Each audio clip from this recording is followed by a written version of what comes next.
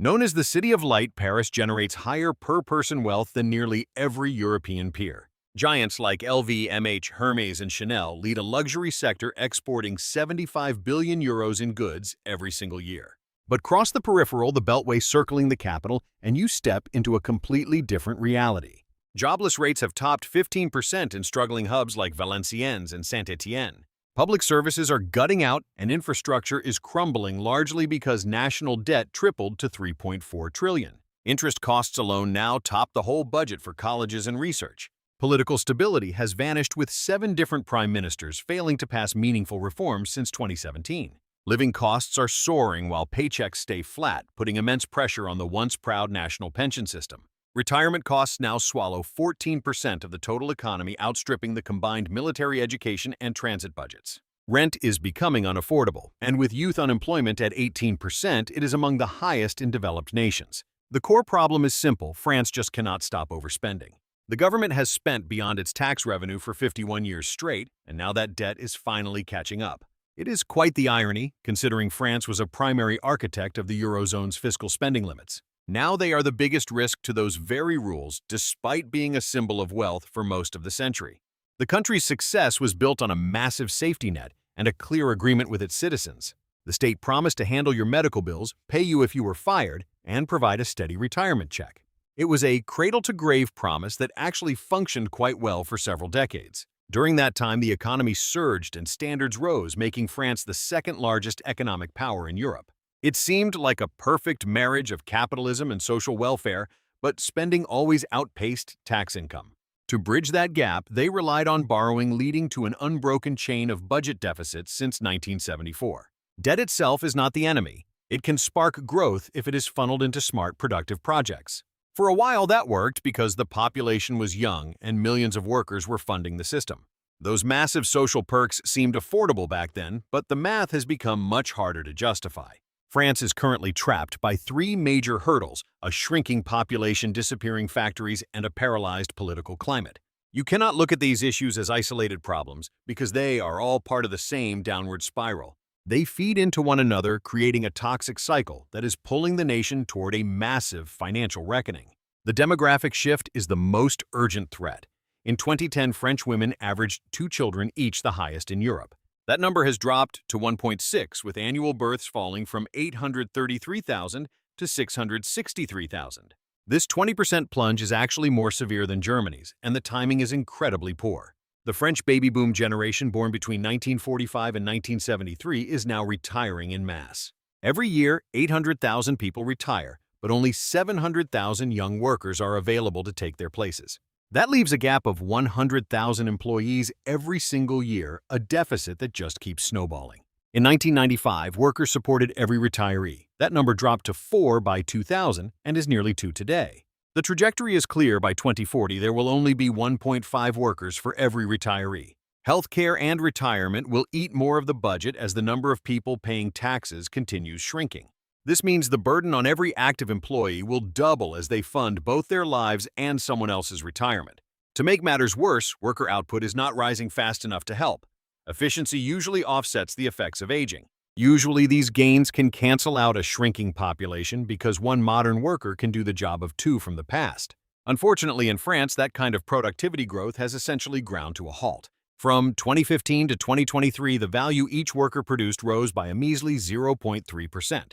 That is only half of the average for developed nations, creating a trap where more is needed but less is produced. An aging public requires more expensive care, yet there are fewer people and stagnant efficiency to generate the cash.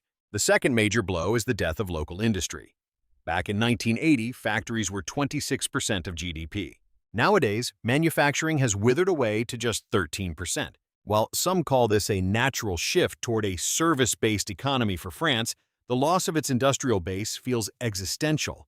Look at it this way: factory work tends to bunch up and spark more growth. A single industrial role props up 3 or 4 more spots in shipping, upkeep shops, and professional labor. So, if a plant shutters in places like Lyon or Lille, the whole local network tanks, home prices nosedive. Kids pack up, public funds dry up, and the folks staying behind get older while relying more on government checks. France felt that burn directly. After the euro launched in 1999, 900,000 industrial jobs vanished inside 10 years. Worldwide rivalry was part of it, yet French employment rules made the country especially vulnerable. Look, hiring in France costs more than anywhere else in the eurozone. Adding in perks, bosses shell out nearly 50% on top of base pay. Contrast that with 30% in Germany and 20% in Poland. No wonder the producers bailed. Why shell out triple for a local when a Polish worker handles the same tasks for pennies that triggered a massive factory flight? Plants bolted and headed overseas. Michelin shifted their tire making from Clermont-Ferrand over to Poland and Spain. Renault moved car building to Morocco and Romania, while PSA Peugeot Citroën shuttered the Aulnay-sous-Bois facility and went to Slovakia.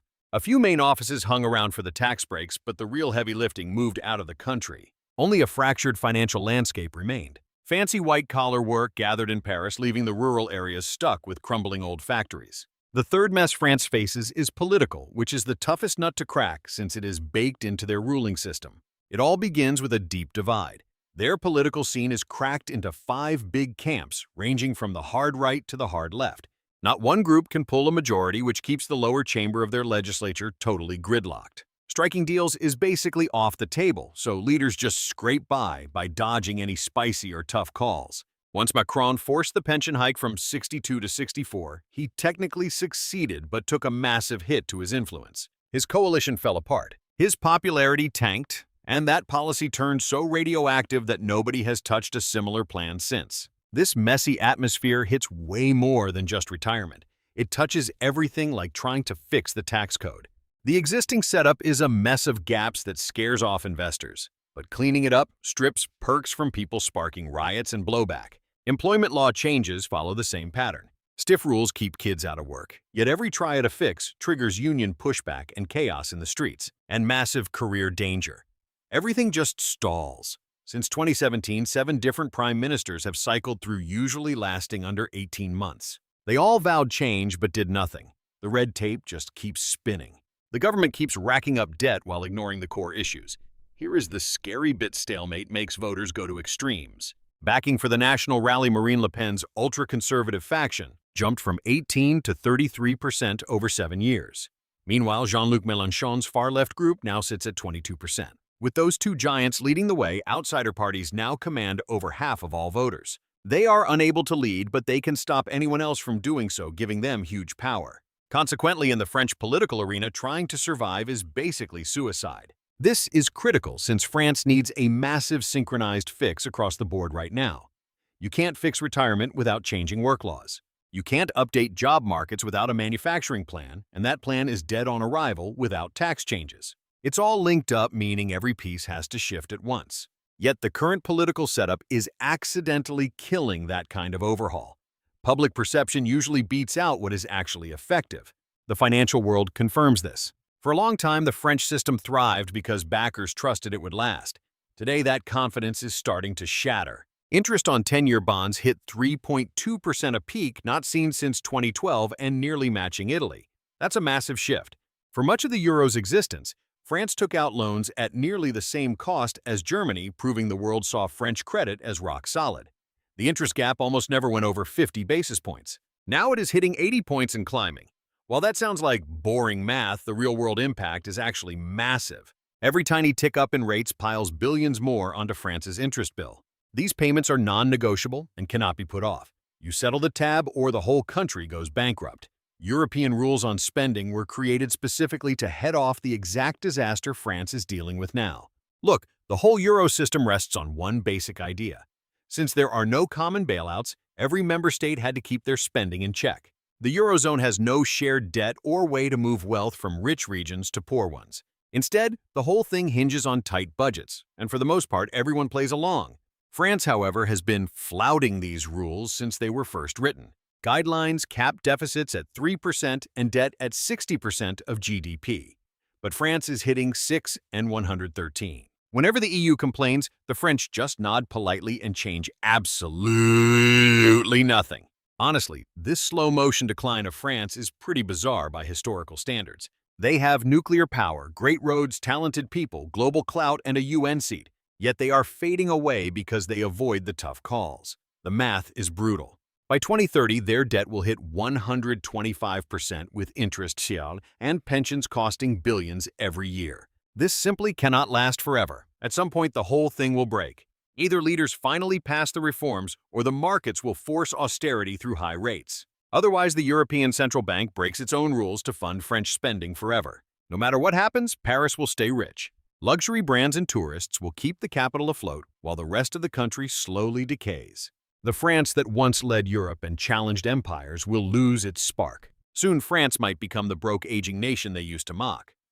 But tech provides a way out. What France needs is a productivity boost. Robots are the answer. They work round the clock, never retire, and fill the labor gap. One humanoid bot working 20 hours a day can easily do the work of 4 humans. With an automated workforce, France could rebuild its industry and matter on the world stage. Firms could bring manufacturing back home. Automation is the only fix that avoids political suicide for leaders. Meet today's sponsor, Humanoid Global Holdings. Check the ticker.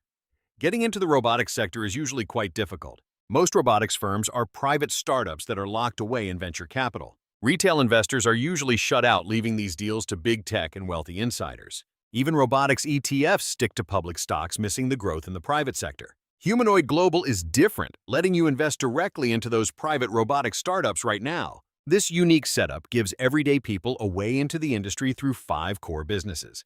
3 of these are vital for France. First is Agility Robotics, which built Digit, a bipedal robot backed by Amazon and NVIDIA. It handles warehouse work, exactly what French logistics needs to stay competitive. Second is Apptronic, creators of Apollo, a manufacturing bot supported by Google and Mercedes-Benz. Scaling up Apollo could bring back the factory jobs France lost years ago and fix their labor costs. Third is Formic, which offers robots on subscription. This lets small shops automate without the huge price tag. Humanoid Global also invests in RideScan, which builds AI safety for robots and runs a marketplace connecting businesses with new automation. For France, robots are the only real fix for an aging society, and Humanoid Global is leading the way. Shares are on interactive brokers Schwab or Fidelity. Use the link in the description to find out more. Just remember to do your own research. If you like our work, leave a comment, hit like, and maybe share this video. Anyway, thanks for your time and see you next time.